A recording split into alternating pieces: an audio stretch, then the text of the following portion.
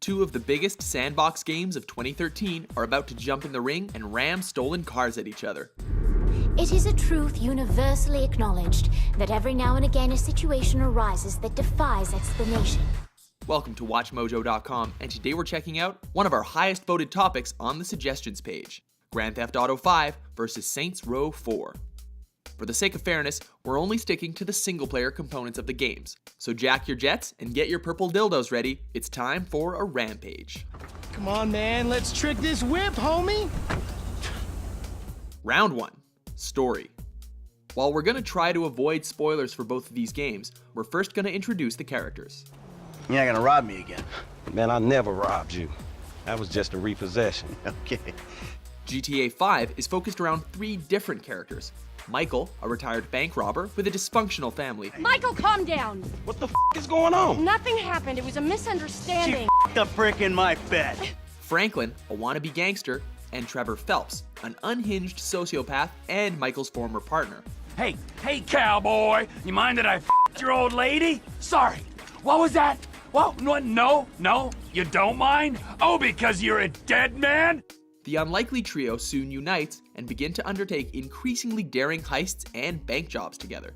Players can control each of the 3, meaning they can experience a variety of strong personalities that don't detract from each other. If you want to replace some father figure, you can do a lot better than this fat snake, all right? This f***er would eat his own kids. Like I said, Franklin, deranged. Yeah, and best friend. Exactly. Saints Row 4 has you customizing your own main character and has you playing as the President of the United States, which would be a great setup. What do you want me to push forward? Do you want to be the president who cured cancer or the president who solved world hunger? But the opportunity is sadly wasted because aliens capture you and put you in a Matrix-like situation. Breakfast sure smells good. Yeah, the game doesn't take itself very seriously, relying on witty humor and pop culture references to various movies and video games. All right, Sid, here's the deal. You need me to ravage you. Maybe? Don't worry. I'm fully equipped to pleasure you. GTA, however, gives its characters, well, character.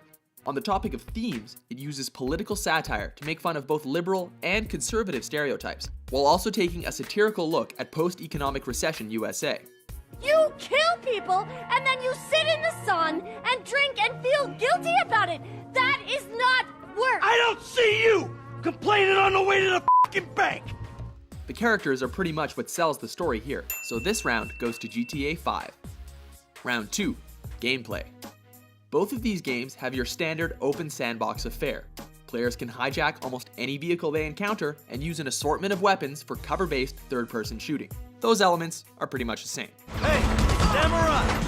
GTA 5's biggest changes compared to the previous installments in the series is the ability to switch between the 3 different characters. During free roam, they are scattered at different points of the map, and each has their own special abilities. Don't you look at me that way. Probably wearing some under there as well. Saints Row 4 mixes things up by granting you superpowers, which can be used for both travel and combat. Easy. On top of that, Saints Row has an incredibly wacky assortment of weapons, from the trademark purple dildo bat to a gun that shoots dubstep.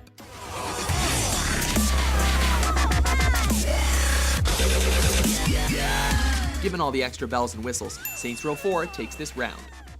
Round 3, the map. Grand Theft Auto 5's map is huge.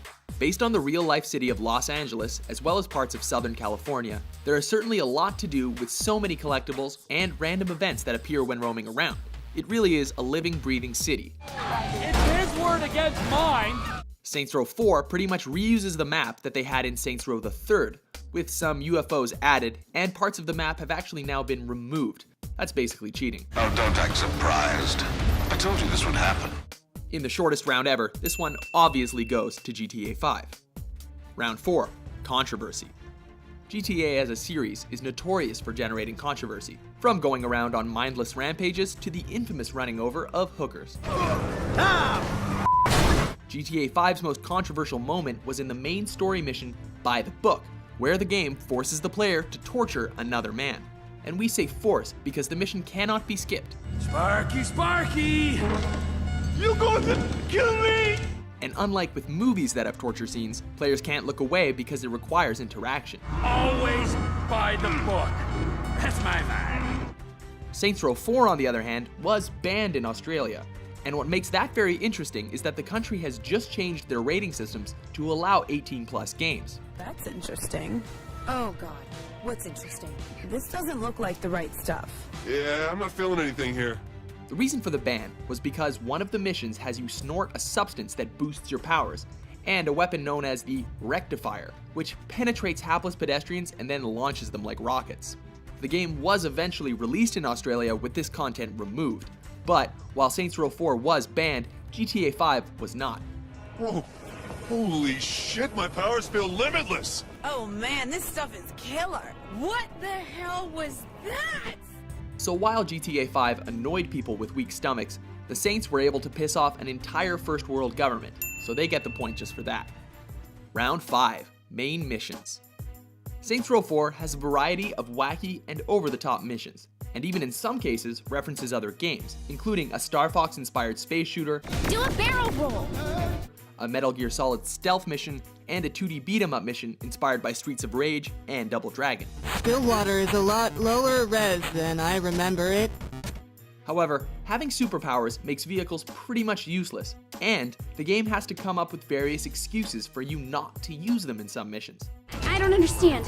Is something the matter? Oh, you. GTA 5, on the other hand, has the main selling point of the heist missions, taking a page out of Payday's gameplay by having you plan out a sting operation on various businesses or government services. Who the f is this? Terminate him! While most of the missions are indeed over the top, especially Trevor's missions, they do lack the gameplay variety that Saints Row has. Some of the unique choices of the gameplay are questionable. For example, there's one mission where you mop a floor.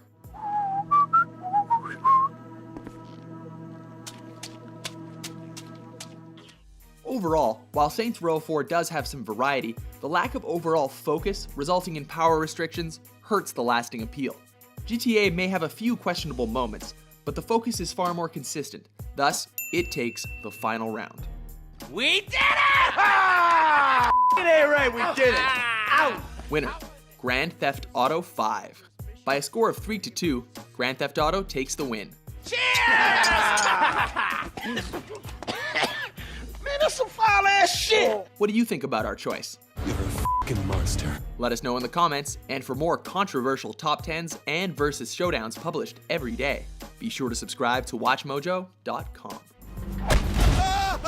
Famous movie quote!